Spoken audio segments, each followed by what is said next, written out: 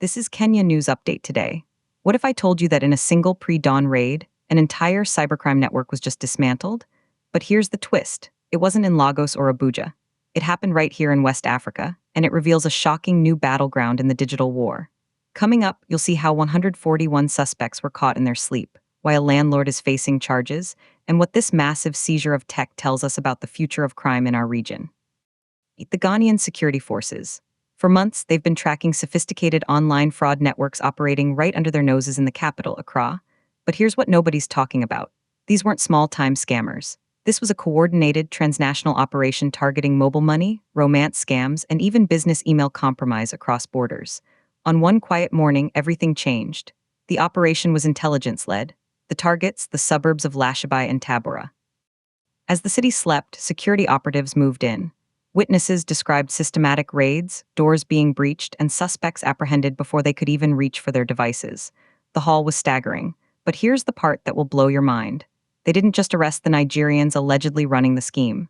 They also detained a Ghanaian landlord. Why? Because he reportedly housed approximately 100 of these suspects. That's right. The crackdown went straight to the source of the operation's infrastructure. The evidence locker tells the real story. 38 laptops. 150 mobile phones, all believed to be tools for a range of cybercrimes from sextortion to wire fraud. Forensic analysis is now peeling back the digital layers on each device, and authorities warn this could lead to even more arrests. This is a decisive action against cybercriminals operating in our country, said a spokesperson for Ghana's security services. While Ghana remains welcoming to law-abiding visitors, anyone engaged in illegal online activity will face swift and thorough enforcement. But here's the twist. This raid is more than just a local police action. It reflects a growing, continent-wide panic. West Africa is increasingly seen as a hub for transnational cybercrime that targets individuals, businesses, and banks across multiple countries. The fear is real, and the response is now becoming militarized. Local residents in the raided neighborhoods expressed relief. For them, the early morning drama was a welcome sign that authorities were finally acting against the shadowy networks they suspected were operating next door. The operation sends a clear signal, said an independent cybersecurity analyst. It highlights the seriousness with which Ghana treats cybercrime and underscores the need for continued vigilance by everyone. Yet, controversy simmers beneath the surface.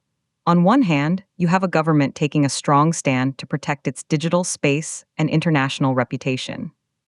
On the other, questions about due process, the scale of the detention, and the potential for strained diplomatic relations with a neighboring giant, Nigeria. The biggest unanswered question? How deep do these networks go? Ghanaian officials stress the country remains open for legitimate business and tourism, urging everyone to report suspicious activity. But this pre-dawn template is expected to be copied across West Africa as governments scramble to curb a borderless crime wave. They seized the laptops, they grabbed the phones, and they rounded up 141 people.